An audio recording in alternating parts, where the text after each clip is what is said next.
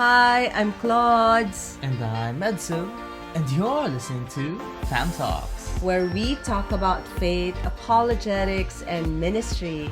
Note that we're not experts on these topics, but as a family, we want to encourage families to talk about big questions on faith, apologetics, and ministry. Yes, that's right. And today we're going to be doing something a bit different. So instead of having an overarching question, we're going to be discussing an article that you actually shared with me, Mom. Which was shared with me, where my thoughts were actually asked. But I said, this could be a good conversation, springboard conversation with my son on this topic. So I know that you've read the article, so maybe you can give a general overview of the article. Of course, Mom. So I think the important points to take note of on the article was that there was a family, a Christian family, that dressed up for Halloween. The mom dressed up as a video game character, the dad as an anime character, the children, one of them dressed up as a Ninjago character, another from a video game as well. And so this family, they took a picture of them in their costumes and then posted it online on social media. And because of that, there were a lot of backlash in the comments. Right. So there were two things that we can actually talk about what you just mentioned. First is, do we as believers should participate in Halloween activities? Number two is, how should Christians really respond to other believers who might be participating in Halloween activities, right? So maybe let's start with the first one, my son. Yeah, of course. So when it comes to Halloween, I think it's controversial in the sense that, not really that controversial, but in the sense that there's no, or there's always going to be friction about what Christians should do in regards to Halloween. Is it okay to celebrate it or is it not? Right? So when it comes to our family itself, I think we're very clear on what you're very clear as you raised me, Mom, that we as a family, we will not be participating in any of these Halloween events. Because for me personally, I believe that when we participate in these events, it's like we're tipping our hats off to its origins. Right. We are acknowledging it, we are paying tribute to it. Because whether we like it or not, it comes from pagan practices. It comes from occult beliefs that the reason why they dressed up was to either mingle with the spirits that roamed on the earth at this time, or they were just trying to stay away from them or scare them away. Right. So as Christians, of course, we want to stay away from these beliefs because mingling with these spirits is something that the Bible has explicitly told us not to do. Right. I think that's very clear. So us as a family, at least our personal stand, is that we don't really participate on such activities. And I think when you say celebrate, that's a very big word, my son. That means it's really a big no if the word is celebrate, because when you celebrate, it means like you're rejoicing. You affirm, you completely agree with all of the things that this event would actually present to you. But if should Christian participate, that's something that Christian can still contest. Right? Because participating, you might not be the main person really arranging all of these events, but participating is just you go in and then join these activities, right? So as a family, we don't. I think that's very clear. And I remember you sharing about you in the school that there are certain Halloween activities, and maybe you can share that a little bit, my son. Just quickly. Yeah, definitely. In high school, there were some Halloween parties that we've had after quarterly exams, and these parties, it was something that all the students looked forward to. It was fun. The teachers were involved, and it was basically like a party. right? So I have my friends, and they were always inviting me. Like, and so you should come join us. I know you weren't there last year, but maybe this year you could join us. But every time I said no, right? Mm. And even though I said no, I would still receive pictures from them. And good for me, I find it good to say that I never felt like I missed out on it. So even if I got pictures, I'm not part of it. I see my friends there, they were enjoying. I don't really feel like I missed out on anything important. Wow, I'm proud of you, my son. You know what I love about how you made a firm stand about it is that Mm. every year your friends would be asking you and you kept saying no, right? So I think drawing the line is very important. And Mm-hmm. and it also shows your friend clearly what are your beliefs, Yeah, right? yeah. And it made at some point, I think at the end, they really respected you that okay, this is what really Edzo believes in. Mm-hmm.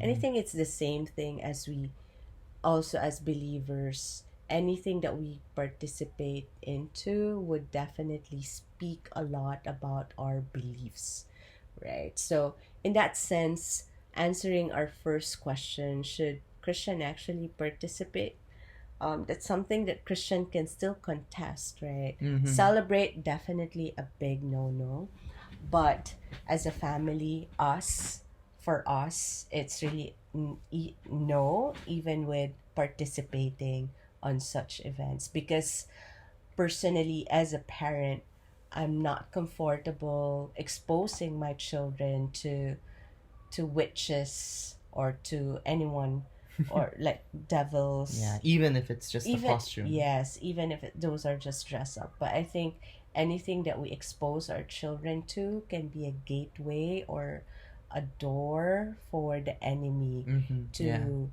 to plant seeds in any case to our children. So I don't want to open those doors, you know. So I think it's very important that we're very, very conscious about these little things. Yeah, I agree, Mom. So with that, I think that's all that we need to talk about for Halloween itself. And so we can move on to the next topic or the next bullet point for our conversation today, and that would be about the conflict in the Right. comments, right? So Mm, whenever we find disagreement with other believers, not just about Halloween, but disagreement whenever we find something we disagree on, be it on social media, be it on real life when you meet someone in person, right? How do we deal with these conflicts? right. And I think it's important that with the online posts, we have to be ready that there would be certain disagreements or people would not really agree with your post. Mm-hmm. Yeah. That's a given.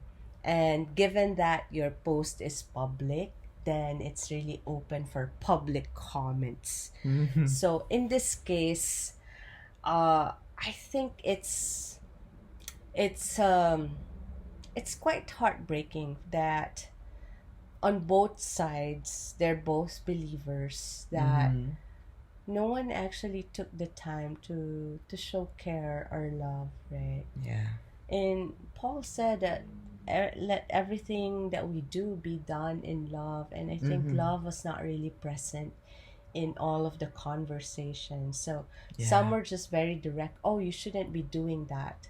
And I think the moment a person says you shouldn't be doing that, then the natural response of the other party would be to be defensive about it, Mm-hmm. which was very evident in that particular post. So, my son, I think I just I'm sure our listeners would be very, very curious about what article would this be. So we will be putting it we will be linking that video, The article the in the article description. in the description. Okay, so so with that point that there were no there was love was not evident. I think Mm-hmm. that really did not solve anything. So even the other person just became very more defensive, and of course the those who made a comment did not really. I think their comments were whatever message they want to to deliver did not really Yeah. came across well. So, your point, my son. Yeah, so I think whenever it comes to disagreements and how we solve these disagreements, I think it's a good point, Mom, to always go back to what the Bible says about these things. And reading from Matthew 18, verse 15 and onwards, we could see how Jesus actually teaches us to deal with other people that we have conflicts against. And I think it's good to just read it out here. Go It ahead. says here, Matthew 18, verse 15, if your brother sins against you, go and tell him his fault between you and him alone. If he listens to you, you have gained your brother. But if he does not listen, take one or two others along with you, that every charge may be established by the evidence of 2 or 3 witnesses. If he refuses to listen to them, tell it to the church. And if he refuses to listen, even to the church, let him be to you as a Gentile and a tax collector. Now, the words here used is when the brother sins against you. But I think the same could be applied for whenever we just have conflicts in general. Right. Because when one sins against another, it means that there has been a conflict. It means that there has been a disagreement between other people. So it doesn't have to be a direct kind of sin that, oh, I hurt you, I punched you. It doesn't have to be that kind of direct sinning against a person. But any kind of conflict, anything that you find disagreement with, I think that the best way to really deal with it is by dealing with it privately. Right. So in the case of what we have seen, right, there is no reason for you to bring out that conflict in public. Right. So posting that picture, okay, personally I think that's fine. Right? These comments, we have no way of controlling that. Right? But how we deal with those comments, I think that's what's important. However, it's going to be hard to deal with each and every person that comments, because it's possible that you don't have that kind of relationship with each and every one of them. You're not even able to meet them face to face to tell them, right, of what they have done or what sin you might have felt from them. Right. So when it comes to these things, I think what's very important is the way that we respond. And as you said, that in all, from what Paul also said, that in all that we do, it must be done with love. And when we do things with love, I think it's important to note that we are not the focus of that. Right? We need to be focusing, or we need to be mindful of the other people, of the other person. So in the comments, how the comments responded, definitely it was not out of love. How the comments responded, they were just trying to say their piece. They were not trying to reconcile. They were not trying to find or fix, I guess, the fault that they found wrong. Right? So instead, they were trying to just say their piece. In the same way, as you said, that when someone is being attacked like this online, the tendency is to be defensive. And when you're defensive, that's also not acting out in love, because the focus there would be the self. Right? It's not trying to get across the message to the other person. It's not trying to be helpful to the other person. It's just about making or focusing on the self. Right. Preserving the self. Right. So I think when it comes to online, we have really nothing to prove because people would have their own opinions. Yeah, definitely. They would. So I think we just leave it there and then let them be, say their piece. If you don't want people to say their piece, then maybe better not to post it in a public post, right? So maybe you can post it privately or share it with your really close friends and close families. And then that really protects you from the stress of possibly receiving any backlash from all of these things. Yeah. Because I think it's very important that as believers, we know that we carry the light of Jesus all the time. And the little things that we do can actually attract other people to Christ. And unfortunately, the little things that we also do can actually turn other people away from Christ too. So in this sense, the kind of conversations that the believers were having in that comment section, and the one who posted making all those comments as well, the big question now is, are we actually drawing people to Christ? Mm. Because if it's not, then it's a lost cause, you know. We shouldn't be wasting our time doing those things, Mm-mm. right? So, Yeah. because truth is the only goal that we should have always is really to bring the light of Jesus everywhere we go, right? So it's not being legalistic about it. It's just giving all due credit to the Lord and respect that He saved us, He redeemed us. Yeah.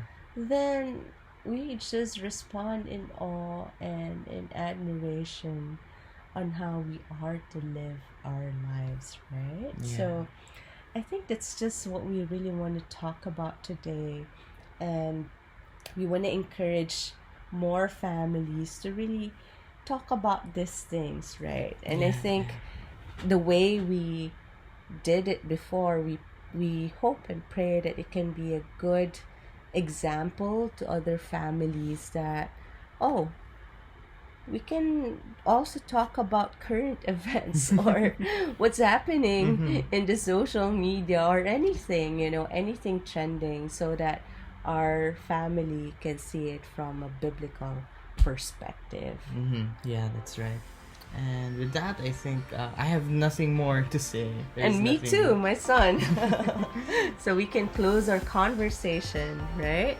Yeah, so with that, I believe that's all for today. Thank you so much for listening. Don't forget to like, subscribe, and hit that bell so that you will be notified for whenever we upload next. So bye for now. Thank you for listening.